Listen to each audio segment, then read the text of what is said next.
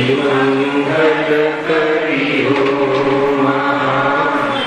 રંગકરણ કૃપા ત્યાંથી મિલે સમાજ સબ આવે નિજ પદરામ મિત્યા ભાવય ભાવતી જે પ્રગટે નિજ ભાવ તે જયવંત રહો સદા એ નિજ મોક્ષ ઉપાય। श्री मोक्ष मार्ग प्रकाशक ग्रंथ से बीजा अधिकार पर આપણે સ્વાધ્યાય ચાલે છે। નવીન બંધનો વિચાર એ પ્રકરણમાં જે બંધનો જીવમાં બે પરિબળ કહ્યા, યોગ અને કસાય। યોગ द्वारा स्थिति बंध, योग द्वारा प्रकृति बंध અને प्रतिस्पंद થાય છે। तत्पश्चात कसाय द्वारा कर्मों स्थिति बंध અને અનુભાગ બંધ થાય છે। તે પ્રકરણની ચર્ચા આપણે અહીંયા પ્રારંભ કરી છે। Page number 31। વળી એ કસાય વડે તે કર્મ પ્રકૃતિઓમાં તે એટલે કયા કે જે યોગ દ્વારા આવ્યા હતા। આવો આશ્રવ આત્માની સાથે આવ્યા હતા અને જે પ્રકૃતિઓમાં સિદ્ધાંત અનુસાર પહેચાયા હતા। એ કર્મો કેટલા કાળ સુધી આત્માની સાથે સંબંધ રહેશે એમાં આત્માના કસાયરૂપ પરિણામ નિમિત્ત છે એમ કહેવું જોઈએ। कसाय वडे तेज प्रकृतिओं ऊपर से ने हाँ वड़ी मोहना उदय थी मिथ्यात्व क्रोधादि रूप भाव थाय से ते सर्वनु सामान्यपणे कसाय नाम छे। तेनाथी कर्म प्रकृतिओनी स्थिति बंधाय छे। त्यां आपणे त्यां जेटली स्थिति बांधी होय एमां आबादाकार छोड़ी ते पछी ज्यां सुधी बंध स्थिति पूर्ण थाय ત્યાં સુધી સમય સમયે તે પ્રકૃતિનો ઉદય આવ્યા જ કરે છે। આટલી ચર્ચા આપણે થઈ। કસાયનું નિમિત્તપણું પામીને આત્માની સાથે કર્મોનું કેટલું રહેવું એ કયો બંધ થઈ ગયું? સ્થિતિ બંધ। પછી શું થાય છે એ કર્મોનું એ પણ અહીંયા કહી દીધું છે। આબાદા કાલ છોડીને, આબાદા કાલનો નિયમ છે। ગમે તેવા પરિણામ કર્યા હોય, શુભ અશુભ જે પણ કોઈ કર્યા હોય એમાં જે સ્થિતિ બંધ પડ્યો એમાં એક કોડા કોડી સાગરના 100 વર્ષ આબાદાકાલ એના કેલ્ક્યુલેશનમાં જેટલો સમય બાંધ્યો હોય એનો આબાદાકાળ ત્યાં બને છે। એમાં કોઈ આત્માના પરિણામોનું નિમિત્ત પણ નથી, એવું કેલ્ક્યુલેશન છે। એ રીતનું થાય ત્યારે ત્યાં સુધી એ કર્મ ઉદયમાં ન આવે, સત્તામાં પડ્યા રહે। સત્તામાં પડી રહેલા કર્મ એ માટીના ઢગલા સમાન છે। એ કોઈ કાર્યકારી નથી। સત્તામાં પડેલા કર્મ ઉદયમાં આવે એ વખતે ફળ મળતું હોય છે, ફળ દેખાય છે। તો અહીંયા જ્યાં સુધી આબાદાકાલ છોડીને બહુ ચર્ચા થઈ ચૂકી છે આપણે અહીંયા। તે પછી જ્યાં સુધી બંધ સ્થિતિ પૂર્ણ થાય ત્યાં સુધી સમય સમય તે પ્રકૃતિનો ઉદય આવ્યા જ કરે છે। માની લો કે 10,000 વર્ષ માટે બાંધ્યું હોય તે કર્મ, જે પણ કોઈ શુભ અશુભ સાતા સાતા નરક જે બી જે બાંધ્યું હોય એનો આબાદાકાળ સમાપ્ત થઈ જાય એટલે પછી એના ઉદય કર્મના ઉદય સ્ટાર્ટ થઈ જાય। તો 10,000 વર્ષ સુધી નિરંતર કર્મના પરમાણુ ઉદયમાં આવ્યા રાખે। અત્યારે જે કર્મના પરમાણુ આવે એના હદ નિકટના સમયમાં પરમાણુ ઘટતા જાય છે। ઘટતા ઘટતા ઘટતા જે અંતિમ 10,000 વર્ષ પૂરા થાય ત્યાં સુધી સમાપ્ત થઈ જાય। તો કર્મના ઉદયમાં ઉદય થવું અને એની સામે જીવમાં એવી જાતિની સ્થિતિ બનવી અર્થાત તો ફળ આપવું। જે પણ કર્મનો રોલ હોય કર્મ પ્રમાણે ચાલ્યા કરે છે। હા, ત્યાં દેવ મનુષ્ય અને તિર્યન ચાવી વિના બાકીની સર્વ ઘાતી અઘાતી પ્રકૃતિઓનો અલ્પ કસાય હોય તો થોડો સ્થિતિબંધ, તથા ઘણો કસાય હોય તો ઘણો સ્થિતિબંધ થાય છે. શું કેવું થાય છે આમાં? કે દેવ મનુષ્ય તિર્યન ચાવી વિના બાકીની સર્વ ઘાતી અને અઘાતી, એટલે શું કેવું છે? કઈ ઘાતી તો પાપ પ્રકૃતિ જ છે, અને અઘાતીમાંથી એમને દેવાયુ આદિ શુભને બાદ કરી એ વિનાની જે પણ કોઈ પાપ પ્રકૃતિઓ છે, નરકાયુ મુખ્ય રૂપથી લીધી અહીંયા, એ પ્રકૃતિઓનો અલ્પ કસાય. અલ્પ કસાયનો શું એટલે છે? મંદ કસાય. મંદ કસાય હોય તો થોડો સ્થિતિબંધ થાય છે.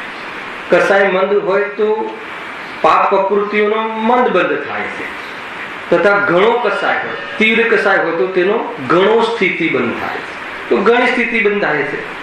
આ એ બતાવ્યું કે સ્થિતિમાં જે ભેદ પડે છે એ ભેદ શાના કારણે પડે છે? પહેલા તો સ્થિતિ કોના કારણે પડે છે? કસાયના કારણે. હવે સ્થિતિમાં ભેદ કોના કારણે પડે છે? તો કે મંદ તીવ્ર કસાયના આધાર પર. ખ્યાલ આવે? બે લોજિક કે જે કર્મો આત્માની સાથે આવ્યા એમાં સ્થિતિ બનવામાં કયું પરિબળ નક્કી છે? કસાય જીવમાંથી. કેટલી પડે? ઓછી પડે કે વધારે પડે? બે રીતે લઈએ શુલ્કતર. ઓછી કે વધારે એનો આધાર કોણ છે? મંદતા અને તીવ્રતા. કસાયની મંદતા હોય તો પાપ પ્રકૃતિઓ નો અલ્પ બંધ થાય, અલ્પ સ્થિતિ બંધ થાય, અને કસાયની તીવ્રતા હોય તો એનો સ્થિતિ બંધ ઘણો થાય છે. તો સિમ્પલ છે, સામાન્ય બતાવ્યું છે. આના તો બહુ ફેક્ટર્સ છે, પણ અહીંયા જેટલું ઉપયોગી છે એ રીતે એક ડિગ્રી ટુ ડિગ્રી આના બંધનું સ્વરૂપ છે. જેમ કે આપણે કહીએ કે આયુષ્ય જે બાંધ્યું હોય, ભલે બહારમાં ગમે તેવી ઘાતક સ્થિતિ બને, પરંતુ એ સ્થિતિ પૂરી થઈ જ, એ આયુ પૂરી થઈ આત્મા ત્યાંથી નીકળે છે. યદ્યપિ ઉપાદાન આત્માનું છે, પરંતુ નિમિત્ત તરીકે આયુ કર્મ છે. નિમિત્તિક વાત ચાલે. હા, અલ્પ કસાયથી ઘણો. હા, આગળ. તથા દેવ મનુષ્ય અને તિર્યન એ ત્રણેય આયુની મુખ્યતાથી ચર્ચા લીધી છે. અલ્પ કસાયથી ઘણો. અલ્પ કસાય હોય તો પુણ્ય પ્રકૃતિનો ઘણો બંધ થાય, ઘણું સ્થિતિ બંધ લેવું છે, ઘણો સ્થિતિ બંધ થાય. અને ઘણો કસાય હોય તો થોડો સ્થિતિ બંધ થાય. જે આયુ બંધાવાની હોય એ આયુ, ત્રણેય નહીં. જે આયુ, માન લો કે દેવ આયુ બંધાવાની હોય, પણ એ તમારું ત્યાં જે કસાય છે એ કેવો છે? મંદ છે, તો એ મંદ બંધ પડે છે. અને તીવ્ર હોય તો તીવ્ર. એટલે શુભ અશુભમાં બી તીવ્ર મંદ લાગવું પડે, અશુભમાં બી તીવ્ર. કેવું કઈ રીતે? આ તો મતલબ કે સામાન્યતઃ આપણે વિચારીએ છીએ કે પાપ પરિણામ કોને કહીએ છીએ? તીવ્ર કસાય. બરાબર. પુણ્ય પરિણામ, પુણ્ય ભાવ કોને કહીએ છીએ? મંદ કસાય. હવે આ તો સ્થૂળ કથન, સામાન્ય કથન. પણ અશુભ ભાવ થયો એમાં પણ મન તીવ્રતાના ભેદ પડે. ભાવ અશુભ, પાપ પરિણામ, એ જ પાપ પરિણામમાં એ જીવમાં એમાં પણ અંતર પડે છે.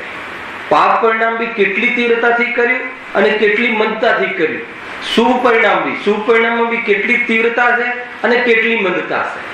એમ ઘણા ભેદ પડે છે, અને એના આધાર ઉપર આ સ્થિતિ આદિનો અલ્પ અને ઘણો બંધ પડતો હોય છે. એટલું સમજવું. કેમ કે માન લો કે ખાવાનો ભાવ કયો પાપ છે? પાપ ભાવ છે. પણ પાપ ભાવમાં પણ ઘણાને ખાવાનો ભાવ એટલો તીવ્ર હોય કે શું ખાય છે ભક્ષ્ય-ભક્ષનો પણ વિવેક ના હોય, અને કોઈને ભક્ષ્ય-ભક્ષનો વિવેક પૂર્વક ખાય. કોઈ બી પાંચે ઇન્દ્રિયોના વિષયમાં પણ તીવ્રતા મંદતા તારતમ્યતા જોવા મળે છે, પાપમાં પણ અને પુણ્યમાં પણ. આ 16 સ્વર્ગનો ભેદ કેમ પડ્યો? શુભ ભાવમાં પણ ભેદ હશે તો પડે ને, નહીં તો કઈ રીતે પડે? એ શુભ ભાવના ફલના બહારમાં થવા વાળા ફળમાં અંતર છે કે નહીં? એમ પાપ ભાવમાં પણ એક જ ક્વોલિટીના પાપ ભાવમાં પણ બહારમાં ફળ અને સ્થિતિ બંનેમાં અંતર પડે છે. તો એટલે તીવ્રતા મંદતાનો આધાર છે. સ્થિતિ બંધાવી એ કસાય નિમિત્ત છે, કેટલી બંધાવી એ તીવ્રતા મંદતાના આધાર ઉપર છે. એટલું તમારે શોર્ટકટમાં સમજી જાવ. બરાબર. આગળ હવે કયો બંધ બાકી રહી ગયો? અનુભાગ બંધ. એની ચર્ચા. વળી એ કસાય વડે જ તે કર્મ પ્રકૃતિઓમાં અનુભાગ શક્તિના, કઈ પ્રકૃતિઓ? જો એ આમાં તે અને જે બધું છે ને એમાં બહુનો અર્થ છે, એમ જ નથી લખ્યું. વળી એ કસાય વડે, એટલે જે એક જ કસાય ચાલે છે ને, ક્યાંથી ચાલે છે? યોગ વખતથી.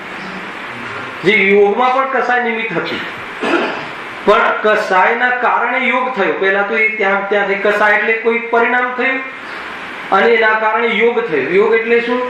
પ્રવૃત્તિ, મન વચન કાયની ચેષ્ટા. અને એના દ્વારા, જે ચેષ્ટા દ્વારા તો આવવું થયું, અને કસાય દ્વારા સ્થિતિ બંધ થયું.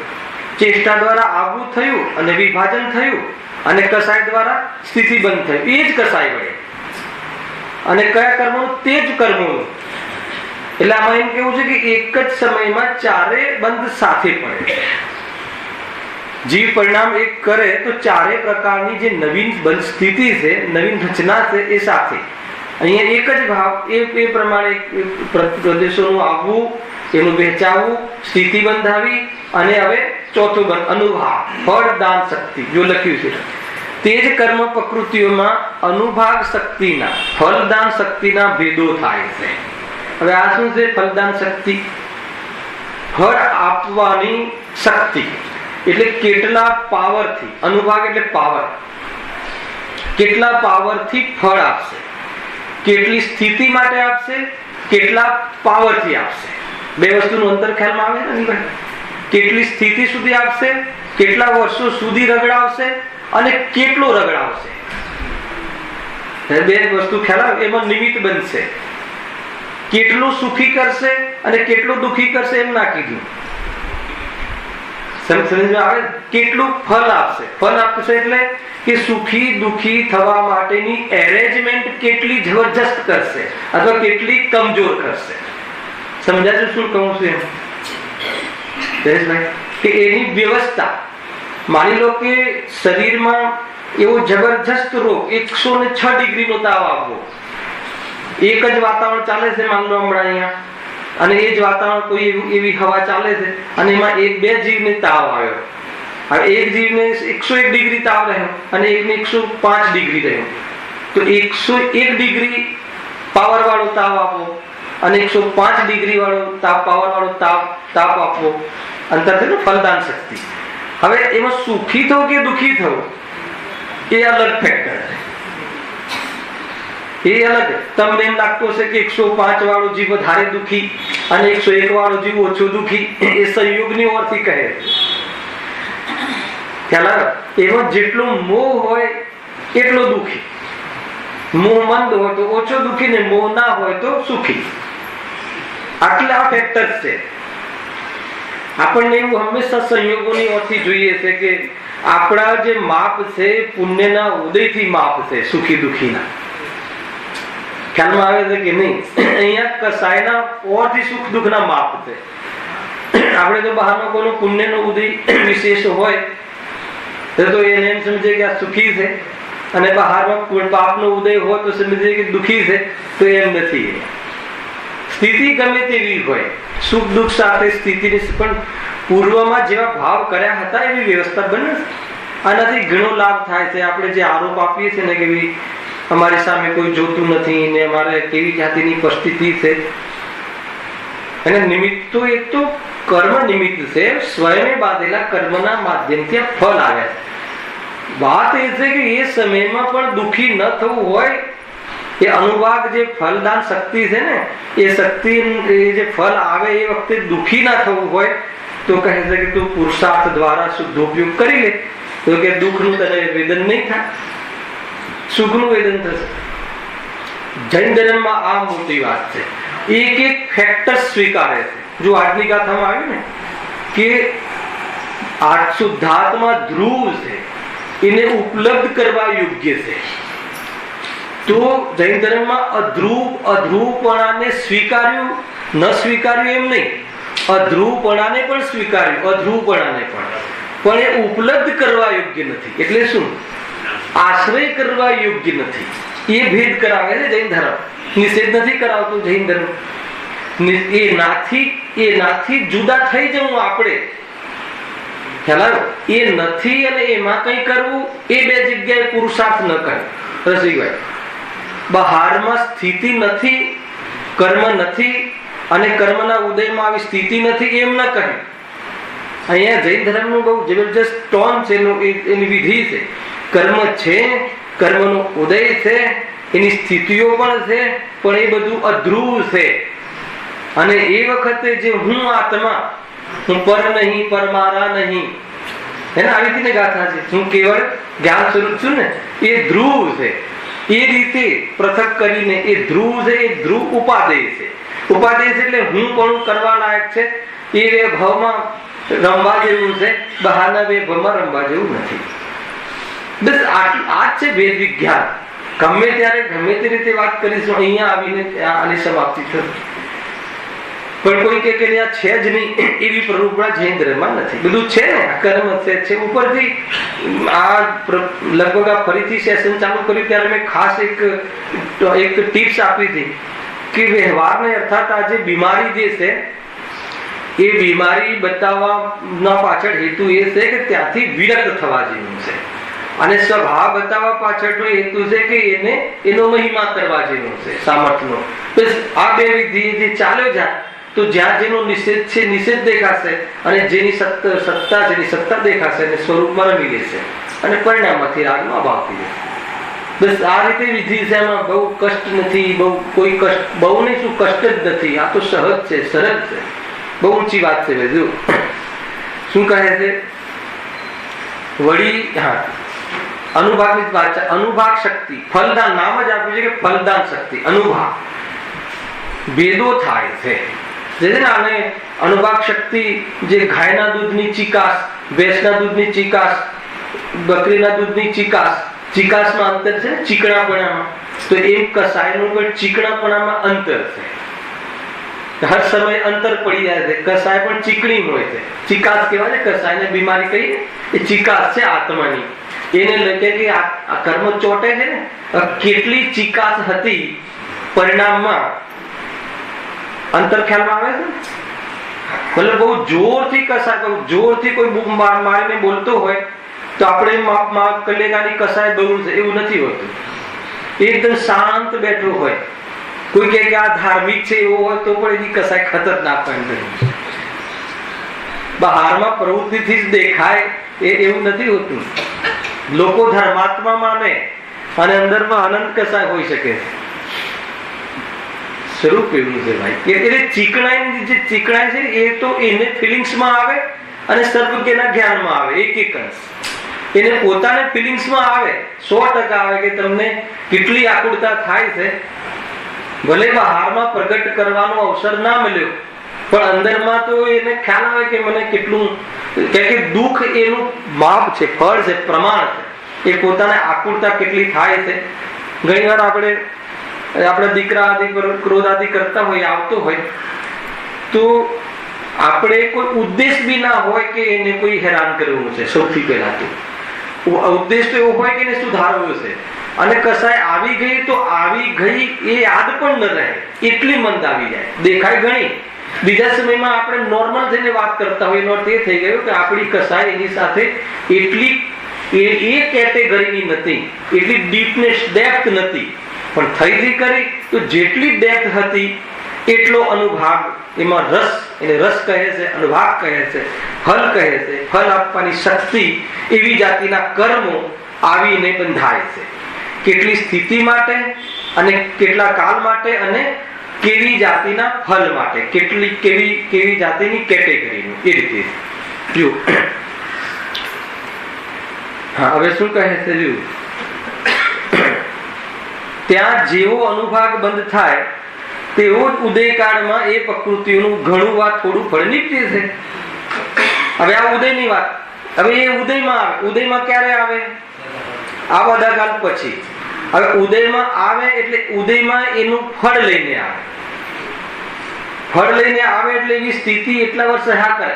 બહુ પહેલા એક વખત મેં અહીંયા એક વાત કરી હતી કે જે જીવનું જીવન પૂરું દરિદ્રતાથી જવાનું હશે તો એનું દરિદ્રતાથી જશે. જે જીવનું જીવન અમીરીથી જવાનું હશે તો અમીરીથી જશે. સમજો. એના પછી એક ત્રીજી લીટી ઓર કહી હતી કે જે જીવનું જીવન ચીડિયો સ્વભાવ, હવે પરિણતિ નહીં હોતી, આ સંયોગ નહીં હોતી, ચીડિયો સ્વભાવ ઘણા ને આ એનો સ્વભાવ જ એવો હશે, વાત વાતમાં ચીડ થઈ જાય. એ કયો સ્વભાવ? આપણે કહીએ છીએ ને ઘરમાં એનો સ્વભાવ એવો પડી ગયો છે, એવો સ્વભાવ પડી ગયો છે. આ કયો સ્વભાવ? આ બોલીએ છે કે નથી બોલતા, એને એમનો સ્વભાવ એવો થઈ ગયો છે. બાકી તો સારા છે, એમ બી બોલીએ ને આમ તો સારા છે, પણ એમનું જરા ચીડિયું સ્વભાવ થઈ ગયો. પછી ઘણા કારણ આપે ઉંમર થઈ ગઈ છે, આ બધું સ્થિતિઓ બની છે એટલે થોડુંક બહારમાં અનુકૂળતા નથી એટલે ચીડિયો સ્વભાવ થઈ ગયો છે. બાકી તો બહુ સરસ છે. એ શું એમ એટલે એની નીતિ તો બહુ સરસ છે, એની અંદરની ભાવના બહુ સરસ છે, પણ ચીડિયો સ્વભાવ કહીએ છે કે નહીં. આ બધું પર્યાય સ્વભાવની વાત છે, વાસ્તવમાં છે એવું. તો ઘણી વખત આખું જીવન એવો સ્વભાવ રહે. તમે એમ કહો કે કેમ સુધરતા નથી, કેમ વાતમાં ચીડ કરી લે છે, ઘણી વાર એવું થતું હોય. પણ ઘણી વખત એવા કર્મના ઉદયમાં એવો રહે તો પણ આત્મકલ્યાણ કરવા માટે જીવને એ વસ્તુઓ નડતી નથી. સમજો. તમને એવું લાગે કે ભાઈ બહારના દરિદ્રતા અને અમીરી તો સમજમાં આવે છે, પણ ચીડિયો સ્વભાવ છે તો અરે એને એટલું ખ્યાલ આવવો જોઈએ કે મારી પરિણતિમાં આવી જાતિની ચીડ થઈ જાય છે, એ આત્માનો સ્વભાવ નથી. એ ખ્યાલ આવે તો સમ્યક દર્શન તો પ્રગટ થઈ જાય. પછી વિશેષ વિતરાગતા વધવામાં એ બધાનો અભાવ ક્રમથી થાય. સમ્યક દર્શન રૂપી ધર્મ એમ તો ઘણા લોકોને તો ફાવતું જડી ગયું ને, આ તો ફાવતું જડી ગયું. અરે એમ નહીં, એનો એ ઉપાધિ પણ થઈ ગયું. ફાવતું જડી ગયું શું કે વાંધો નહીં, અને આવો ચીડિયો સ્વભાવ હોય તો પણ, અરે આવો હોય તો પણ નહીં, આ ચીડિયો સ્વભાવ છે, આ મારો સ્વભાવ નથી, એમ નક્કી કરવાથી આત્માનુભૂતિનો પુરુષાર્થ થાય છે. પણ વાંધો નહીં એમ કરવાથી તો એ તો ઉપાધિ પણ પક્ષ આવી ગયો એનો. સમજ આવે છે કે નહીં? હે શું કે વિશેષ કસાય? હા, ઉપાધિ માને તો કસાય, પાછી એ કસાયનો પક્ષ આવી ગયો. એ તો કસાય ધારવાની પક્ષમાં વાત થઈ, એને પંપાડવાની વાત નથી. હવે એ સ્વભાવ પડી ગયેલો છે, એટલી એની પડી ગયો છે ઇન ધ સેન્સ કે એવો સ્વભાવ એને વર્તમાનમાં આવી રહ્યો છે. અરે એ ચાહતો નથી તો પણ આવી રહ્યો છે. જીવ એ જીવને પૂછો, ઘણી વખત ભદ્ર જીવ હશે ને તો શાંતિ વખતે કહેશે કે ખરેખર હું ચાહતો નથી, પણ મારાથી આવું થઈ જાય છે, વસ્ત થઈ જાય. ઘણી વાર કહે જો એટલો સરળ કરુણા વાળો આ ધર્મ છે, કઈ વાંધો નહીં, તને એટલો તો ખ્યાલ આવે છે ને કરવા લાયક નથી. તું પક્ષ તું રસ્તામાં અથવા તો માર્ગમાં આવી શકે નહીં. ખ્યાલ આવે છે કે નહીં?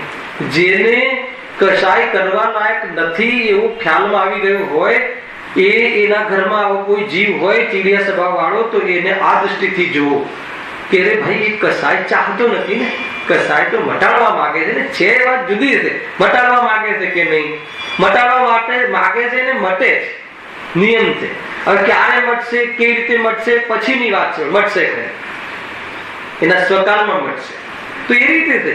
તો બહારના જ્યાં ઉદયો આવે છે ને, જે દરિદ્રતા, તો હવે આ નાનાથી ખ્યાલ આવે કે એ જીવે પહેલા એવા કરતૂત કર્યા છે, તો એ પ્રમાણે એની દરિદ્રતા, ભલે અત્યારે દરિદ્રતા મટાડવા ઉથલપાથલ કરે, ઓર દરિદ્ર થઈ જાય. બને છે કે નહીં? ભરતભાઈ ઓર ડબલ પૈસા લગાવે, ગરજો કરીને લગાવે, ઘર ગીરવે મૂકીને લગાવે, તો બધી બધું ડૂબી જાય. તો એનું જે રીતે જવાનું હશે, એટલે એમાં કઈ બહુ માથું મારવા જેવું નથી. એ ફલદાન શક્તિના આધાર ઉપર પરિસ્થિતિઓ બને છે. ભરોસો કરવા જેવો છે. અને આત્મિક કલ્યાણમાં જરા પણ પ્રમાદ કરવા જેવો નથી બહારની પરિસ્થિતિના કારણે.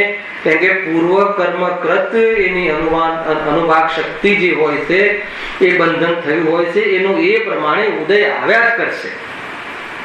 પેલો પ્રયત્ન કરવો કે ના કરવો છે, પ્રશ્ન તો ઉભો ન ઉભો રહે છે. સમજમાં આવે છે કે નહીં? પ્રયત્ન કર્યો, જેટલા વર્ષ થયા છે 50 વર્ષ સુધી, તો કેટલાય પ્રયત્ન સફળ કરે. કોઈને પ્રયત્ન કરતા વધારે મળે છે, કોઈને પ્રયત્ન પ્રમાણે નથી મળતું. એનો અર્થ એ થઈ ગયો કે પ્રયત્નથી નથી મળ્યું. પ્રયત્નથી પ્રયત્ન થયો છે, બીજું કાંઈ નથી. એ પરિણામ થયા છે, મમતા આદિ થયા છે, રાગ થયો છે, પણ પૈસા કમાવાનો પ્રયાસ, પૈસા કમાયો છે એવું નથી. તો એટલું બતાય તો કરવું શું? મેઇન પ્રશ્ન એ છે.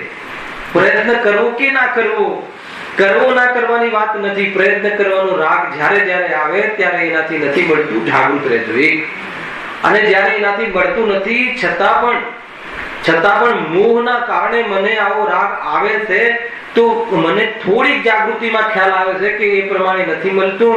તો આવા જે કથન જે જીનવાણીમાં થયા છે, એ જીનવાણી સમજવા, વસ્તુ સ્વરૂપ સમજવાને જીવનમાં પ્રાયોરિટી આપજો. આ રીતે છે. બાકી આ તો મોહનું તો સ્વરૂપ જ જુદું છે. એક તીવ્ર મોહનું ઉદાહરણ મેં આપ્યું છે, પણ બોલી કોઈ પ્રવચનમાં કોઈના ઘરે યાદ નથી. તો તીવ્ર મોહ હોય ને, તીવ્ર, માનો કે કોઈ પ્રસંગ હોય ઘરની અંદર અને ચાંદીના વાસણો પ્રસંગમાં કાઢે, તો માનો કે પૂજન રાખ્યું હશે, તો એક લોટા ઉપર ચાંદીની થાળી ઢાંકવાની હોય, એક થાળી ઢાંકી. હવે પૂજા સમાપ્ત થઈ ગઈ અને થાળી ખોવાઈ ગઈ. હવે એ શોધે છે ચાંદીની થાળી, મોહ છે ચાંદીની થાળી, અને એટલી સરસ અમે પૂજામાં ચાંદીની થાળી વાપરીએ. હવે ચાંદીની થાળી પ્રત્યે એટલો એને એકત્વ બુદ્ધિ હતી, શોધ્યા કરે. છેલ્લે ને એવું વિચાર આવ્યો કે કદાચ જેના પર ઢાંકી હતી એમાં તો નહીં પડી ગઈ. તમને આવે ને શું કેવું છે? એકવાર જોઈ લેવામાં શું વાંધો છે? અરે એમાં કેવી રીતે જાય? 5 ઇંચનું મોઢું છે ને 10 ઇંચની થાળી છે. અરે પણ જોઈ લેવામાં શું વાંધો છે? ખ્યાલ આવે છે કે નહીં? તો મોહનો તો કોઈ ભરોસો નથી શું કરાવે, અતિ મોહ. ખ્યાલ આવે છે? તો મોહમાં જે શું કરે, અરે ભલે કમાશું નહીં કમાઈએ તો કઈ વાંધો નહીં, પણ પ્રયત્ન કરી લેવામાં શું વાંધો છે? કદાચ મળી જાય તો. આ રીતનું જીવન તીવ્ર મોહમાં. મંદ મોહ હોય તો અરે મને પ્રયત્ન કરવાનો ભાવ તો આવ્યો છે, પણ મળવું પ્રયત્નને આધીન નથી. એટલે વિશેષતામાં ઉપયોગ, સમય નહીં, ઉપયોગ. એટલે આમાં વિશેષ ઉપાદેય પણ ન માનતા, જેને આ વાત જે જીનવાણી માતાએ જે ગુરુએ કહ્યું છે એના સાનિધ્યમાં વિશેષ સમય ગાળીને અને આ વાત સમજવી પ્રાયોરિટી જેના જીવનમાં થઈ જાય છે, એ વાસ્તવમાં ગ્રહસ્થ પણ છે અને સાચો શ્રાવક છે. ખ્યાલ આવે કે પંચમ ગુણસ્થાન વાળી વાત નથી, કહેવાનો પણ શ્રાવક છે. તો આ બધી ચીજોથી આ તમને કર્મ થિયરી જે સમજીએ છીએ ને આપણે, એના દ્વારા એ ખ્યાલ આવે કે જ્યારે અનુભાગ શક્તિ એ સ્થિતિની સાથે બંધાઈ ગઈ, આજે જે ભાવ કર્યો, સમજો, બહુ ભૂતકાળ ને વર્તમાન ભવિષ્યમાં જવું નથી, હમણાં જે ભાવ કર્યો, જે ક્રોધ કર્યો, જે કર્યો, તો એનાથી સ્થિતિ બંધાઈ કે નહીં? કે હવે એ કર્મ આવ્યા હતા જે એની સ્થિતિ કે ભાઈ હવે આના નિમિત્તે તારે 100 વર્ષ સુધી તને પીડા પહોંચે એવી જાતિના કર્મ ઉદયમાં આવશે. અને જેટલા અંદરમાં જેવા ખોટા અભિપ્રાયથી ને જેટલા ખોટા ઉદ્દેશથી અને જેવી માયાચારીથી જેટલી તાકાત માયાચારીની કરી હતી, કસાય શક્તિ, તાકાત એટલે શરીરની શક્તિ નહીં, જોરથી માર્યું એ નહીં, કસાય શક્તિ. ભલે કોઈને અડ્યા વગર પણ માયાચારી જોરદાર, એમ કે એવી કાંઈક અહીંયા હું સાચું બોલું જ નહીં કે જેથી એને લાભ થાય, એવી અંદરમાં ચૂપ રહીને જે રીતે હોય એવી તાકાતથી જે માયાચારી કરી હોય, તો એટલા પાવરથી કે તને બહારમાં આટલા વર્ષો સુધી અને આટલા પાવરથી તને ફલદાન શક્તિ અર્થાત એ ફલ આવ્યા રાખશે. એવો બંધ એ જ સમયે, એક જ સમયમાં આ બધું નક્કી થઈ જાય છે, તય થઈ જાય છે, ફિક્સ થઈ જાય છે. ખ્યાલ આવે છે કે નહીં? તો એનો અર્થ શું થયો કે એ પ્રમાણે કેવું સ્વરૂપ છે ભાઈ કર્મનું? જુઓ તો ખરા એમ કે ફિક્સ, જે આત્મા તો છે અનાદિ અનંત, પણ અનાદિથી આ જીવ કર્મની સાથે અર્થાત એના ફલમાં આ રીતે નક્કી કરી અને નવા પ્રકારના પ્રકરણો ખોલે છે. એક જણ સાથે 50 વર્ષ રહેવાનો કોન્ટ્રાક્ટ કરીને આવ્યો, 50 વર્ષ પૂરા થઈ ગયા એટલે જતો રહ્યો, વળી નવા કોન્ટ્રાક્ટ એ સમયમાં કરી લીધા. કોઈની સાથે કેટલું રહેવું? અનાદિકાલની જો એ ધારામાં જોઈએ તો કેટલા જીવો સાથે, અર્થાત એમ કહીએ કે એવો મિથ્યાત્વ લઈને જેવા સંબંધો થઈ શકતા હોય એવા બધા જ સંબંધો, એને એવા બધા જ પદાર્થોની સાથે સમય ગાળ્યો પરંતુ આજ સુધી એક જીવ પણ એનો થઈને ન રહ્યો અને મૂર્ખ બનીને રહ્યો. વૈરાગ આવી જાય તો આ કર્મથી કેવી જાતિના. હવે આપણે જેની સાથે કોન્ટ્રાક્ટ છે 50-60 વર્ષનો, જેવી આપણો જે ફેમિલી કુટુંબ સાથે, પછી શું થશે? કોણ ઓળખશે કે આ પિતા હતા? અત્યારે બધો જ ઉપયોગ ને બધી જ તાકાત ને બધી જ ઈમાનદારી ને બધું જ એને સમર્પિત કરી નાખીએ છે. બધું જ નેવે મૂકીને આપણે કરીએ જીતુભાઈ, બધું જ છોકરાઓના લક્ષથી પોતાના રાગની પુષ્ટિ કરવા માટે બહારથી પણ વિચાર કરવા જેવો છે કે કોન્ટ્રાક્ટ સમાપ્ત થઈ ગયા પછી જ્યારે કયો કોણ પિતા કોણ પુત્ર સામે ફરીથી ત્યાં બાજુના પડોશના ઘરમાં જન્મે તો બી ઓળખે નહીં, અને ઓળખે તો શું કરી લે? કઈ આપે નહીં, ઓળખે તો આપે. કદાચ અધિકારી મુનિરાજ આવે ને કહે કે આ પડોશમાં હતું પહેલા તું, એમનો પુત્ર હતો, અત્યારે એમને ખાવા પીવા પણ નથી, થોડું કંઈક આપી આવો તો આપે. સમજો કેવું સ્વરૂપ છે. કર્મ થિયરી ઘણું બધું સમજ. શુદ્ધાત્મા જેની વચ્ચે લિપટાયેલો છે તો એ કર્મોના ફળમાં દમ નથી, કર્મમાં દમ નથી, એમ નક્કી કરી અને એનાથી નિવૃત્ત થઈને એની વચ્ચે રહેલો જે શુદ્ધાત્મા છે એને ત્યાં સુધી ઉપયોગને પહોંચાડવું છે. કોઈ જગ્યાએ કોઈ બી પડાવમાં અટકવું નથી. આપણે થોડોક કોઈ પડાવ મળ્યો ત્યાં બસ અટકી ગયા. તો આ બધા પડાવમાં ન અટકીએ એટલા માટે આ બધી ચર્ચા આવે છે. ઘણી વખત આપણે સમયસર શુદ્ધાત્મા સુગાણીના બોલની ને બધી યાત્રામાં ચર્ચા કરતા હોઈએ ને તો ઘણા કહે કે ભાઈ તમને બીજા પક્ષની ખબર છે કે નહીં? અરે ચરણાની સાંભળવું હોય તો આપણી પાસે છે, બધું જ છે. જીનવાણીના માધ્યમથી ગુરુદેવની કૃપાથી ખ્યાલ આવે કે શું વાત કરો. કૃપા બી હોઈ શકે ને. પરાપર ગુરુઓના ઉપદેશથી, એમાં કહ્યું ગુરુની મહેરબાનીથી ખ્યાલ આવે કે એનું બોલે એની ચર્ચા આપણે ત્યાં કરીશું. મને મારે એ બોલાવશે. મહેરબાની એટલે શું ને કઈ રીતે શું છે ને બધું સમજમાં આવે છે કે નહીં? કહેવાનો અર્થ એટલો છે કે આપણે દરેક વસ્તુ દરેક એંગલથી સમજવું જરૂરી છે. જો તે કર્મ પ્રકૃતિઓમાં અનુભાગ શક્તિના ફલદાન શક્તિના ભેદો થાય છે. ત્યાં જેવો અનુભાગ બંધ થાય તેવો જ ઉદય કાળમાં એ પ્રકૃતિઓનું ઘણું વા થોડું ફળ નિર્દેશ છે ને. હવે આ તો પ્રત્યક્ષમાં ખ્યાલ આવે એવું છે. સ્થૂલ ધર્મ છે આ તો. સ્થૂલ ધર્મ એટલે સ્થૂલ યોગ્યતા છે, ધર્મ એટલે યોગ્યતા ધારણ કરવાની. આપણે ખ્યાલમાં આવે છે એક જ માના પેટે જન્મે અને બંનેને પિતાજી બંનેને 1-1 કરોડ રૂપિયા સરખા વેચી આપે, બધું જ સરખું બહારમાં કરવામાં આવે તો બી એનું ટકવું, એનું ન રહેવું, એના ફળ આવવા બધા જુદા જુદા છે કે નહીં? તો કે જેવું તે પહેલા બાંધ્યું હતું એવી જાતિની ફલદાન શક્તિ આવે, એ પ્રમાણે બને છે. હવે ઘણા મા બાપને 4 દીકરા હોય, હવે એક છોકરા પ્રત્યે ઓછો સોફ્ટ કોર્નર હોય, એક છોકરા પ્રત્યે વધારે સોફ્ટ કોર્નર હોય, એવું પણ બને કે રાગનું સ્વરૂપ એવું નથી. તો આપણને એવું થાય કે મારા માટે આવું કેમ, મારા માટે આવું કેમ, એનું આ જવાબ છે. કોઈ છોકરાને એમ થતું મારી સાથે જ આવું કેમ, તો કે બાપુ આ તે પહેલા એવી અનુભાગ શક્તિ એ રીતે ફલ કર્યું છે તો એવી જાતિનો યોગ તને થયો છે. પેલા જીવને તારા પ્રત્યે સોફ્ટ કોર્નર ન આપવું એનું ઉપાદાન છે, પણ એવા સોફ્ટ કોર્નર ન આપવું એવા જીવના સંયોગમાં તારું પેદા થવું એ તારું ઉપાદાન કે નહીં? એ તારું ઉપાદાન છે, એ કોઈની મહેરબાની નથી. એમ સીધું સટવાત છે. એટલે શું નક્કી કરાવ્યું કે તું એને આરોપ નહીં આપ, તારા પ્રત્યે ભાવ નથી આવતું. ઘણા મા બાપ ને જે દૂર રહેતો હોય ને એ દીકરા પ્રત્યે બહુ પ્રેમ આવે. વર્ષમાં 1 વાર આવે હલવાના 2 પેકેટ લઈને તો બી એના પર બહુ પ્રેમ આવે. આ બધું તો આપણા ઘરમાં કઈ કોઈને ત્યાં જઈને જોવાની જરૂર છે?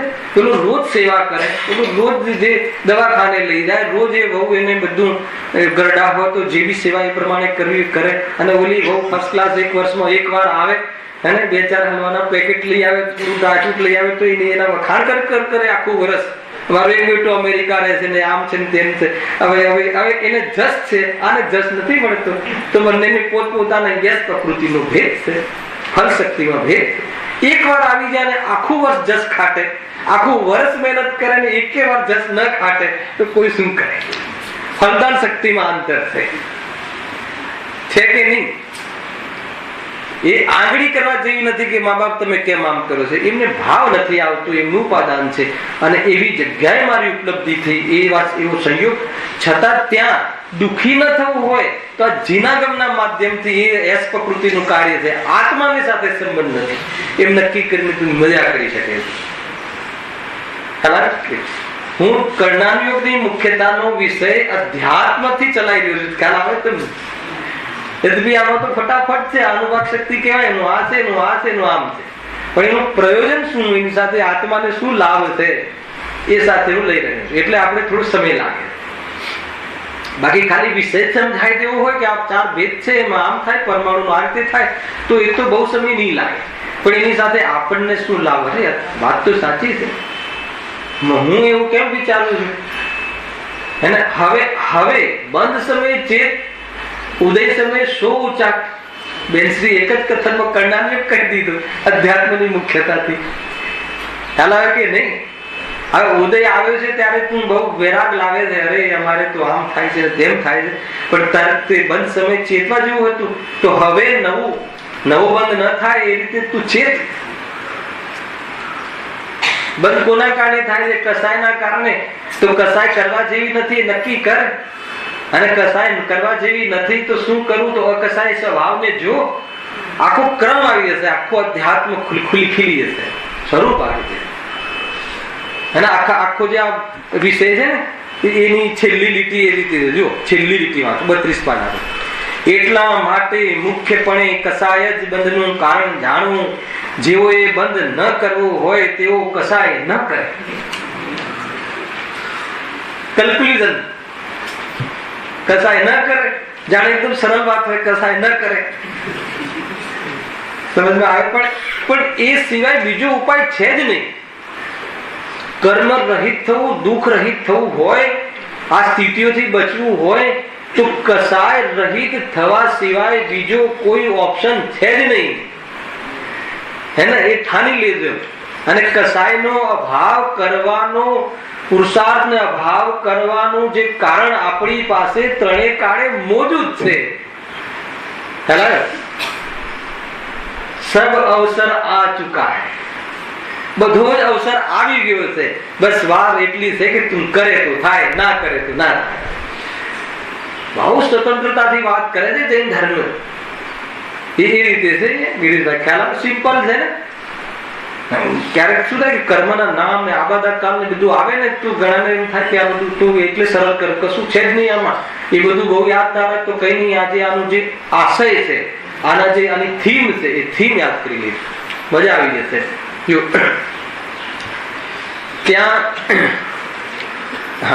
ત્યાં જેવો અનુભવ બંધ થાય તેવો જ ઉદય કાળમાં એ પ્રકૃતિનું ઘણું વા થોડું ફળ નીપજે છે. ઘણું વા થોડું શું આધાર છે? ઘણું વા થોડું આગળ બતાવશે. એ જ કસાયની મનતા અને તીવ્રતા કેટલી ડેપ્થથી કરી હતી એના આધાર ઉપર ફલદાન શક્તિ અને સ્થિતિ બની. ખ્યાલ આવી રીતે ત્યાં ઘાતી કર્મની સર્વ પ્રકૃતિઓમાં વા અઘાતી કર્મોની પાપ પ્રકૃતિઓમાં અલ્પ કસાય હોય તો અલ્પ અનુભાગ બંધાય, સેમ સ્થિતિ જેવું. અને ઘણો કસાય હોય તો ઘણો અનુભાગ બંધાય છે. તથા અઘાતી કર્મોની પુણ્ય પ્રકૃતિઓમાં, ખ્યાલ, અઘાતી કર્મમાં પાપ પુણ્યનો બે ભેદ છે. ઘાતી તો પાપ રૂપ જ છે, એમાં કોઈ ભેદ નથી. એટલે આપણે પહેલા બધું સમજી લીધું છે. પુણ્ય પ્રકૃતિઓમાં અલ્પ કસાય હોય તો ઘણો અનુભાગ, અને ઘણો કસાય હોય તો થોડો અનુભાગ. ખ્યાલ, પુણ્ય પ્રકૃતિમાં અલ્પ કસાય હોય તો ઘણો અનુભાગ બંધાય છે. કસાય મંદ હોય તો ઘણો અનુભાગ, ઘણી શક્તિ. અને કસાય ઘણો કસાય હોય તો થોડો અનુભાગ બંધાય. ઘણો કસાય હોય તો અનુભાગ થોડો પડે. હવે ઘણો કસાય હોય તો એ તો પાપ થઈ ગયું, એમાં બી પુણ્યનો બંધ પડે. હે ને? તો ગમે એટલો કસાય કરે પણ અલ્પ બંધ તો પુણ્યનો પણ સાથે પડે છે. જો ન પડે ને તો આ જ્ઞાનનો ઉઘાડ જે છે એ ન થાય તો સ્વભાવનો અભાવ થઈ જાય. ગુરુદેવે મોક્ષમાર્ગ કી કિરણેમાં આનું કોટેશન આપ્યું, વાંચી લીધું. બુક બી નથી લાવ્યું પણ એમાં આ વિષય છે. પણ અહીંયા તો આપણે સ્થૂળ સમજ્યું છે કે પુણ્ય પ્રકૃતિઓનો ઘણો અનુભાગ બંધ કયા પરિણામથી પડે? આપણે પુણ્યનો ઘણો અનુભાગ જોઈતો હોય તો કયા પરિણામ કરવા જોઈએ? હવે કોઈ નહીં બોલે. પુણ્ય તો કઈ જોઈએ? કોઈને પુણ્યનો ઘણો ફળ જોઈતું હોય તો કયા પરિણામ કરવા જોઈએ? એકવાર બુક માગી હતી તમે, કયા પરિણામ કરીએ તો કયું ફળ મળે? ભાઈ એ બુક, અરે એ બુક ને કરવું શું છે? પેલા ગણીને નથી થતું. પેલા મેં પેલો તમને ત્રિભાગ બતાવ્યું ને કે મતલબ કે 2/3 ભાગ કાલનો બાકી હોય આપણી પૂરી આયુનો, અને નવો આયુનો બંધ થઈ જાય છે. ખ્યાલ આવે છે કે નહીં? તો આપણે એવું વિચારી શકીએ કે અત્યારે આપણે 50 થયા, સમજી લો. તો 50 નો ત્રિભાગ કરો ત્યારે આપણું બંધ થયો હશે તો કેવા પરિણામ હતા?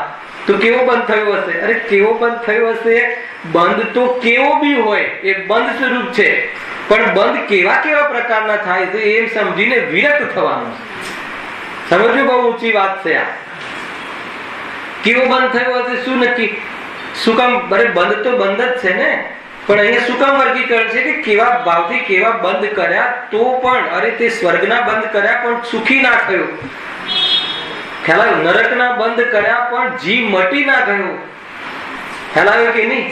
નરકના બંધ કરીને પીટાયો, નિગોદમાં જઈ ગયો, અક્ષરના અનંતમાં ભાગનું જ્ઞાન થઈ ગયું, પણ તારી ચૈતન્ય શક્તિનો નાશ ના થયો, અને સ્વર્ગોમાં જઈ આવ્યો તો પણ એક ક્ષણ માટે સુખી ના થયો. શું રહસ્ય છે આ બધું? એટલે બંધ તો સ્વર્ગનો હોય કે કોઈ બી હોય, ચૈતન્ય શક્તિ જુદી છે એમ ભેદ ધ્યાન કરી લે. કુલ મળીને આ કે હોય છે. બંધત્વની ભૂલ કોને કહે છે ખબર છે? કોઈ બંધ સારો અને કોઈ બંધ ખોટો. કયો બંધ સારો? એમ તો તમે તાત્કાલિક કહેશો, પણ માની લો કે બહારમાં સાહેબી સારી હોય, ઇજ્જત સારી હોય, 2 જણ પૂછતા હોય, એ સારું કે કોઈ આપણી મતલબ દરકાર ના કરે એ સારું? એ બે માંથી કયું સારું? ખ્યાલ આવે? અહીંયા તો પાક્કો જવાબ છે, પણ પાક્કો વિશ્વાસ છે? ખ્યાલ આવે કે નહીં? જો એક બંધ સારો, અમને પુણ્યનું ફળ સારું અને પાપનું ફળ ખોટું. ખ્યાલ આવે ને? તો એ થઈ ગયું ને, બધા તત્વ સંબંધી ભૂલ આવી ગઈ. અચ્છા, પુણ્યનું આવું ફળ હોય છે અને પાપનું આવું ફળ હોય છે, એ ભૂલ નથી, એ તો જ્ઞાન કે આ ફળ હોય છે. આ આત્માનું ફળ નથી, આ સંસાર ફળ છે, આ મુક્તિ થવાનું ફળ નથી. એટલું આપણે જાગૃત રહેવું. એટલે કોઈ બી સ્થિતિઓમાં કાંઈ ખુશ થવા જેવું નથી. કુલ મળીને એ કહેવું છે. કોઈ 500 કરોડ નો, કોઈ 5000 કરોડ નો. અરે કયો 5000 કરોડ વાળો? શું થયું ખરેખર? તો રહસ્ય એ છે કે કયો એવો રહ્યો પરમનેન્ટ, હે ને? કોઈ 5 કરોડ વાળો દેખાય ત્યારે આમ સમજવું કે આપણા માટે થયું. આ એક બીજી બીમારી છે, અને આ બધું બીજાના માટે લગાવે છે. કોઈ 5 કરોડ વાળો જીવ અહીંયા આવે, ઠીક છે, હવે 5 કરોડ વાળો હમણાં પંડિત જે કીધું છે, 5 કરોડ વાળો તો શું મોટો થઈ ગયો? તે તો દ્વેષ કર્યો. જીવ આ રીતે એનો ઉપયોગ કરે, ત્યાં નથી કરવાનો. આપણને મહિમા આવી જતો હોય આપણા ભાવમાં 5000 કરોડ 10,000 કરોડ નો, તો ત્યાં જરા શાંત પડવા જેવું છે. ના હોય તો એ મહિમા હોય, અને હોય અને કદાચિત મહિમા હોય અને ના પણ હોય. બધું પોસિબલ છે ને? કોઈને બહારમાં 5-10,000 કરોડ હોય અને મહિમા ના હોય, અને જેને ના હોય તો પણ મહિમા હોય, કે હોય તો કરીને મહિમા કરે. તમે જોવા જેવું બહુ ગડબડ છે. ધર્મ માર્ગ તો સિર્ફ પોતાના જ દોષોને જોવા માટે છે. આ મુખ્ય છે. ખ્યાલ આવ્યો છે? કેટલું સરળ શાંતિ થઈ જાય. એક વાર જો સમજણ સાચી આવી જાય તો બી તાત્કાલિક રાહત તો થઈ જાય. એ તાત્કાલિક રાહત થોડા સમયની છે. પરમેનન્ટ રાહત કરવા માટે તો પ્રતીતિ ઇમ્પોર્ટન્સ છે. સમજમાં આવે એ રીતે જો. ત્યાં પુણ્ય પ્રકૃતિમાં અલ્પ કસાય હોય તો ઘણો અનુભાગ, અને ઘણો કસાય હોય તો થોડો અનુભાગ બંધાય છે. એ પ્રમાણે કસાયો વડે કર્મ પ્રકૃતિઓના સ્થિતિ અનુભાગ ભેદો પડે છે. તેથી કસાયો વડે સ્થિતિબંધ અને અનુભાગ બંધ થાય છે એમ જાણવું. 4 પ્રકારના બંધની ચર્ચા સમાપ્ત થઈ. હે ને? બંધ જ્યારે બી નવો બંધ પડે છે, ક્યારે પડે છે? ક્યારે પડે? નિરંતર પડે છે. જ્યાં સુધી સંપૂર્ણ વિતરાગી ન થઈ જાય ત્યાં સુધી બંધ પડ્યા રાખે. જ્યાં સુધી જીવ પૂર્ણ વિતરાગી ન થાય ત્યાં સુધી બંધ પડ્યા રાખે. એ બંધ કેવી રીતે પડે છે? તો યોગની ચેષ્ટાથી પ્રકૃતિને પ્રદેશબંધ થાય છે અને કસાયરૂપ પરિણામોથી સ્થિતિ અને અનુભાગ તેજ કર્મોનો પડે છે. આમ એક સાથે પ્રકૃતિ બંધ, પ્રદેશ બંધ, સ્થિતિ બંધ અને અનુભાગ બંધ ત્યાં પડે છે એમ જાણવું. એ પ્રકરણ આપણે અહીંયાથી હવે આગળ બહુ સરસ વાત આપણે જ આવે જો એને કનેક્ટેડ ઓર એને ખુલાસા. અહીં જેમ ઘણી મદિરા હોય છતાં તેમાં થોડા કાળ સુધી થોડી ઉન્મત્તતા ઉપજાવવાની શક્તિ હોય તો તે મદિરા હીનપણાને જ પ્રાપ્ત છે. ખ્યાલ શું કહેવા માંગે છે? હવે આટલું સમજાય પછી ખ્યાલ આવવો જોઈએ. આ ઉદાહરણ છે ફરીથી બરાબર. જેમ ઘણી મદિરા, મદિરા તો ખ્યાલ શરાબ. ઘણી એટલે શું? ક્વોન્ટિટી એટલે પ્રદેશબંધ. ઘણી મદિરા હોય છતાં તેનો થોડો કાળ સુધી આ સ્થિતિ, થોડી ઉન્મત્તતા, ફલ ઉપજાવવાની શક્તિ હોય તો તે મદિરા હીનપણાને જ પ્રાપ્ત છે. તો એ હીન સ્થિતિ છે એની. ખ્યાલ? મદિરા થોડી હોય, એની ક્વોન્ટિટી થોડી હોય. ના, ઘણી લીધી છે. મદિરા ઘણી હોય, ઘણી મદિરા, ઘણી ક્વોન્ટિટી હોય, પણ એનાથી જે નશો ચડે છે એ ઓછો ચડે અને થોડા સમય સુધી ચડે. એવું બને છે કે નહીં? હે ને? એવું ખ્યાલમાં આવે છે ને. લોકો કહે ને કે ભાઈ અમુક પ્રકારની જે શરાબ હોય છે એનો નશો જલ્દી ઉતરી પડી જાય છે અને ઘણી પીએ તો પણ બોલે મદિરાનું ઉદાહરણ આપવું પડ્યું છે. તથા થોડી પણ મદિરા હોય છતાં તેમાં ઘણા કાળ સુધી ઘણી ઉન્મત્તતા ઉપજાવવાની શક્તિ હોય તો તે મદિરા અધિકપણાને પ્રાપ્ત થાય. મદિરા થોડી હોય એટલે એમ કેવું છે કર્મ પરમાણુ થોડા હોય પણ એની ફળ આપવાની શક્તિ, જ્ઞાનાવરણીય કર્મના બંધમાં પરમાણુ થોડા આવ્યા હોય પણ એની એવી નિમિત્ત બનવાની એવી શક્તિ હોય કે એકેન્દ્રિયથી વધારે જ્ઞાન એને થાય જ નહીં. અક્ષરનાનંદવા ભાગ નિગોદના જીવનું જ્ઞાન એટલું ઉઘાડ થાય જ નહીં એવી જાતિની પરમાણુ થોડા હોય તો પણ અને ઘણા કાળ સુધી એવી સ્થિતિ બના રહે. આ ઘણા કાળનો બહુ અર્થ થાય છે. કેટલા કાળથી અનંત કાળ હેને નિગોદમાં જીવ રહ્યો. એકેન્દ્રિયના સંબંધી પદાર્થોના બોધ થાય એવી એક પ્રકારથી એને વેદે છે. એ બધી પ્રતિકૂળતાઓ આવે ને એ વેદે એને દૂર કરવા માટેના ઉપાયની પણ બુદ્ધિ નહીં, એવી જાતિના જ્ઞાનની હીનપણું. અને એવું બની શકે કે એના કર્મોની જે ક્વોન્ટિટી છે એ થોડી હોય પણ ઉપજાવવાની જે શક્તિ હોય, ફળ આપવાની શક્તિ ઘણી હોય. એ પ્રમાણે આગળ કર્મમાં બતાવશે. જો હવે ઉદાહરણ, હવે સિદ્ધાંત.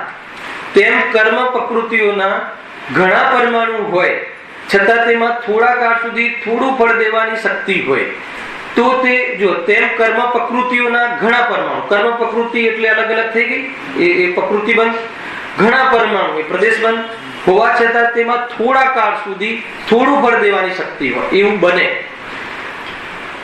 હોય તો તે કર્મ પ્રકૃતિ હીનપણાને પ્રાપ્ત છે, એની સ્થિતિ ડાઉન છે. તથા કર્મ પ્રકૃતિઓના થોડા પરમાણુ હોય, પરમાણુ બહુ ઓછા હોય છતાં તેમાં ઘણા કાળ સુધી ઘણું ફળ દેવાની શક્તિ હોય તો તે કર્મ પ્રકૃતિ અધિકપણાને પ્રાપ્ત છે, તો તેની સ્થિતિ ઘણી અધિક છે.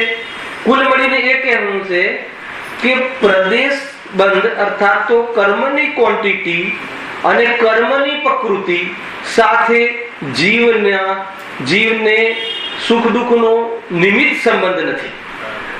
ટૂંકમાં કોઈને ખ્યાલ ના આવે તો આનો અર્થ કહી દઉં કે પરમાણુનો જથ્થો ઘણો હોય, અહીંયા કેમ કે યોગ ઘણો કર્યો હોય તો ઘણો હોય અને બધી પ્રકૃતિમાં એના ઘણા પરમાણુ વેચાઈ ગયા હોય પણ બની શકે યોગ ઘણો હોય ઉથલ પાથલ ઘણી હોય પણ કસાય એટલી તીવ્ર ના હોય તો એનો અનુભાગ જે ફળ આપવાનો જે બંધ છે એ ઓછો પડે.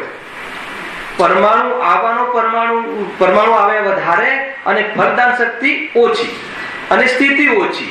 તો સ્થિતિ ઓછી હોય અને ફલદાન શક્તિ ઓછી હોય તો એ જીવની દુઃખી થવાની જે પરિસ્થિતિ છે એ ઘણી હીન હોય છે, ઘણી ડાઉન હોય છે. એને દુઃખના બાહ્ય કારણો દુઃખના ઘણા ઓછા બન્યા છે, બાહ્ય કારણો. એટલે અહીંયા એ બતાવવું છે કે કોઈને થોડા કર્મ ક્વોન્ટિટી થોડા આવ્યા હોય પણ એની ફલદાન શક્તિ જબરજસ્ત હોય. ખ્યાલ આવે છે? સિમ્પલ છે. તો કુલ મળીને શું કહેવું છે કે 4 બંધની અંદર પ્રકૃતિ બંધ અને પ્રદેશ બંધ સાથે સુખ દુઃખને નિમિત્તપણા તરીકે પણ સંબંધ નથી. નિમિત્તપણા તરીકે એનું સ્થિતિ બંધ અને અનુભાગ બંધ જે નિમિત્ત પડે છે. જોઈએ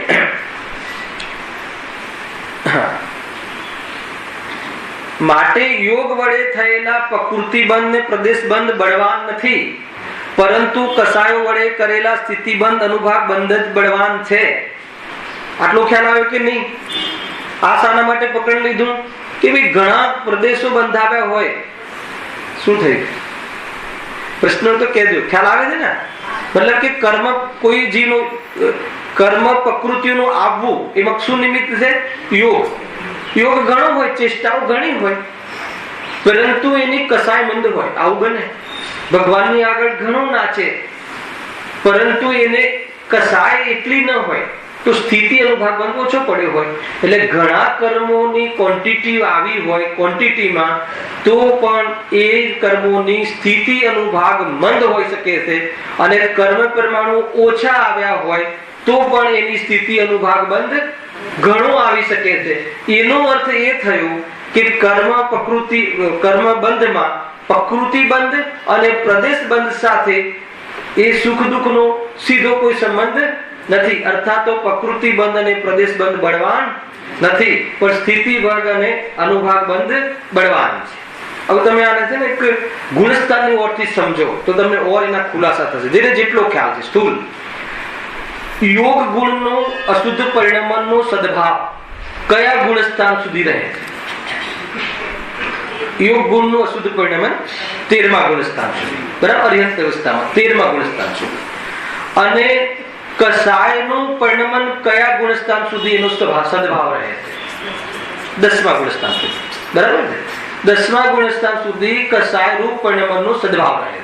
એટલે કુલ મળીને એ નક્કી થયું કે 1 થી લઈને 10 ગુણસ્થાન સુધી તો કસાય અને યોગ બંને સદભાવ છે જીવમાં. એટલે ત્યાં સુધી તો 4 પ્રકારના બંધ પડે છે. ખ્યાલ આવી ગયો? બરાબર છે? ત્યાં સુધી 4 પ્રકારનો બંધ પડે છે. તો એને સાંપ્રાયિક બંધ કહે છે. સાંપ્રાય એટલે કસાય. કસાયની માધ્યમથી ચેષ્ટા થઈ અને સ્થિતિ અનુભાગ બંધ 4 પ્રકારના બંધ પડવા એ 10મા ગુણસ્થાન સુધી રહે છે. હવે 11, 12 ને 13મા ગુણસ્થાન સુધી કસાય નથી. પછી તો 11 માંથી તો કસાય છે જ નહીં. એટલે 11, 12, 13માં પણ કસાય નથી પણ શું છે? યોગનું અશુદ્ધ પરિણમન છે. તો ત્યાં કયો બંધ છે? કયો બંધ છે? 13મા ગુણસ્થાન સુધી બંધ છે કે નહીં? હા, બહુ ભારે પડે છે ને. કયો બંધ છે? અલ્પ. શું કામ ચિંતા કરો છો? બંધ પડે છે કે નહીં? આમ ડર લાગે ને હરિ ભગવાનને બંધ. અરે બંધ પડે છે પણ કયો બંધ પડે છે? પ્રકૃતિ ને પ્રદેશ બંધ. જે અઘાતી બાકી રહી એ સાતાવેદની એનો અને પ્રદેશ પરમાણુનું આવું થાય છે. બરાબર છે? હવે આવું થાય છે પણ કયો બંધ નથી પડતો? એની સ્થિતિ જ નથી પડતી. સ્થિતિ પડવા માટે શું? એટલે અલ્પ શું? એક સમયનો પણ ત્યાં બંધ ઉપચારથી કહેવામાં આવે છે. એને કયો આશ્રમ કહે છે? ઇરિયાપત આશ્રમ. કે જેમ કે સૂકી રેતી હોય આપણે અહીંયા નાખીએ તો અહીંયા કેટલી ટકે? નાખવાના સમયમાં જ ખરી જાય. અને ભીની હોય તો, ચિકાસવાળી હોય તો, કેટલી ચિકાસવાળી હોય તો આવ્યું ને અંતર. હવે સૂકી માટે સૂકી રેતી હોય તો એક સમય માટે બી ત્યાં ચોટે જ નહીં.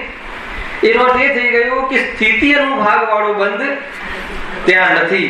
કોઈ વખત એમ કહે કે અરિહંત પરમાત્માને પણ એક સમયનો બંધ છે, અર્થાત તો એમને પણ ઇરિયાપદ આશ્રવ છે. તો આ બધું ખ્યાલ હોય તો આપણને ડિસ્ટર્બન્સ ના આવે. અરે એ બંધ તો કોઈ તકલીફ જ નથી, કેમ કે એમાં કસાયને હતી જ નહીં, છે જ નહીં અહીંયા. એટલે નવો સ્થિતિ અનુભાગ બંધ પડતો સ્થિતિ જ નથી પડતી, અને એમાં ફળ દેવાની શક્તિની પણ વાત નથી.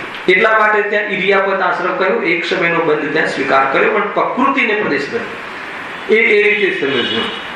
અને એ એટલા માટે અહીંયા 13 ગુણસ્થાના આધારથી પણ આપણને ખ્યાલ આવે છે કે પ્રકૃતિને પ્રદેશ બંધ, જ્યાં યોગનું પરિણામ અશુદ્ધ હોય ત્યાં એ પ્રમાણેનો બંધ પણ થાય છે. એ રીતે હા જુઓ, માટે યોગ વડે થયેલા પ્રકૃતિ બંધ ને પ્રદેશ બંધ બળવાન નથી, પરંતુ કસાય વડે કરેલી સ્થિતિ બંધ અનુભાગ બંધ જ બળવાન છે. ખ્યાલ આવે છે? અરે ત્યાં તો પ્રકૃતિ બંધ અને પ્રદેશ બંધ તો છે માત્ર, ત્યાં સ્થિતિ અનુભાગ બંધ નથી. અને ત્યાં શરીર તો છે, દેહ છે, તીર્થંકર હોય તો સમૂહ શરીર છે, બાહ્ય ભોગ પણ છે. ખ્યાલ આવે છે? પરંતુ ત્યાં શું નથી? દુઃખ નથી. દુઃખ કેમ નથી? કેમ કે મોહનું મિલન નથી, કસાય નથી. મોહનું મિલન છે ને એમને, બહારનું સમોષણ આવે તો શું, કોઈ પગે પડે તો શું, મોહ જ નથી. એટલે દુઃખના કાળમાં તો કસાય છે, જ્યાં કસાય ના હોય ત્યાં દુઃખ નથી. અહીંયા એમ કહે છે કે બંધની ઓરથી હવે જો ક્યાં લઈ જાય છે, પ્રકૃતિ બંધ અને પ્રદેશ બંધ તો બલવાન નથી. સ્થિતિ બંધ અને અનુભાગ બંધ બલવાન કેમ છે?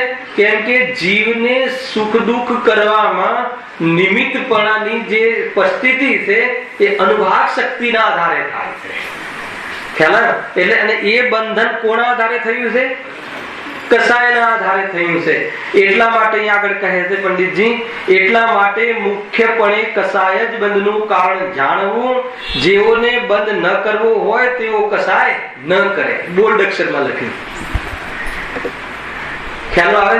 બોલ્ડ અક્ષરમાં લખ્યું કસાય ન કરે. એટલે કસાય મુખ્ય છે. બહારમાં જેવી દુઃખનું કારણ બને છે એમાં આપણી પરિણતિમાં કસાય હોય તો જ બને છે, નહીં તો નથી બનતું. એટલે કસાય છોડવા લાયક છે, કસાય સ્વભાવ નથી એવું નક્કી કરવું. હવે કસાય એટલે શું?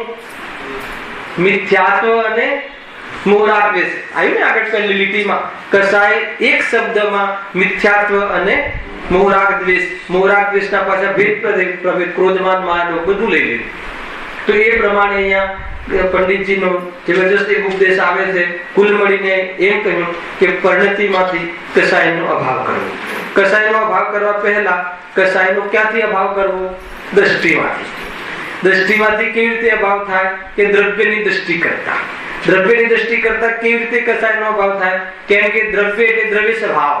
દ્રવ્ય સ્વભાવમાં કસાયનો ત્રણેય કાળે અભાવ છે. દ્રવ્ય સ્વભાવમાં કસાયનો ત્રણેય કાળે અભાવ. આ સ્વભાવ ક્યાં છે? નિરંતર જાગતો જીવ હોય છે. નિરંતર માની લો કે કસાય ભલે જીવ ગમે એટલી કરે પણ ટકતી જ નથી, રહેતી જ નથી, તો કસાયનું ન રહેવું એવો આત્માનો ત્રણેય કાળે સ્વભાવ. એ સ્વભાવને જો લક્ષ કરે, એ સ્વભાવની શ્રદ્ધા કરે, એ સ્વભાવને સુખરૂપ માને તો કસાયમાં સુખ બુદ્ધિ તૂટે છે. સૌપ્રથમ શું તૂટે છે? કસાયમાં સુખ બુદ્ધિ, કર્તવ્યપણું, કરવા લાયક છે એવી જાતિની ખોટી બુદ્ધિ છૂટી જાય છે. પ્રથમ સ્ટેજ આ છે. કસાય સૌથી પહેલા છૂટતી નથી. કસાયમાં સુખ બુદ્ધિ, અહમ બુદ્ધિ, એકત્વ બુદ્ધિ, એના પ્રત્યેનો સોફ્ટ કોર્નર, એના પ્રત્યેનું ઉપાદેયપણું સૌથી પહેલા છૂટે છે. અને એ છૂટે પછી બની શકે છતાં બી 1 2 ભવ 4 ભવ કસાય રહે. 1 2 દિવસ નહીં. ખ્યાલ આવ્યો કે નહીં? આ કહીને શું કહેવું છે? જીવ 1 2 દિવસ 4 દિવસ 6 મહિના શાસ્ત્ર સાંભળે તો સામેવાળો જીવ એમ ઈચ્છે છે કે આને કસાય મટી જવી જોઈએ. અહીંયા કહે છે કે શ્રદ્ધા થઈ ગયા પછી બી સર્વ કસાયનો અભાવ થતા 1 2 5 ભવ લાગી શકે છે. સર્વ કસાયનો અભાવ થવામાં ક્રમ છે એનો. કસાયમાં સુખ બુદ્ધિ તૂટી ગયા પછીની વાત છે. આત્મદ્રષ્ટિ થઈ ગયા પછીની વાત છે. પછી બી થોડીક તમે અમારી ફેવરની વાત કરો છો, એમને ગમે છે. અરે જયારે કસાયમાં આત્મદ્રષ્ટિ સમ્યક દ્રષ્ટિ જીવ થઈ ગયા પછી બી કસાય નો ક્રમ છે, તો અમારે તો રહે જ ને. એટલા માટે કહ્યું હતું, અરે સમ્યક દર્શન થઈ ગયા પછી જ ક્રમથી એનો અભાવ થાય છે. એ પહેલા ગમે તે કોઈ બ્રહ્મચર્ય લીધું હોય, સ્ત્રી છોડી દીધી હોય, દુકાન છોડી દીધી હોય, પણ રંચ માત્ર પણ કસાય છૂટ્યો નથી. ધ્યાનમાં આવે છે ને? મારે આ વાત કરવી છે. લગ્ન ન કરવું નક્કી કર્યું હોય, આત્મદર્શન પહેલા કહે છે કે એક ક્ષણ માટે પણ કસાય છૂટી નથી. બની શકે કે કસાયની એટલી મનતા આવી હોય કે એને એ સંબંધી પરિણામ ન આવતું હોય, છતાં બી એક કણ પણ કસાય ઘટ્યો નથી. કાલે આ વાતનો ઓર ખુલાસો કરીશું, અને નવું ચેપ્ટર થોડું કાલે આના જ કનેક્ટેડ છે, એ આપણે ચાલુ સ્વરૂપી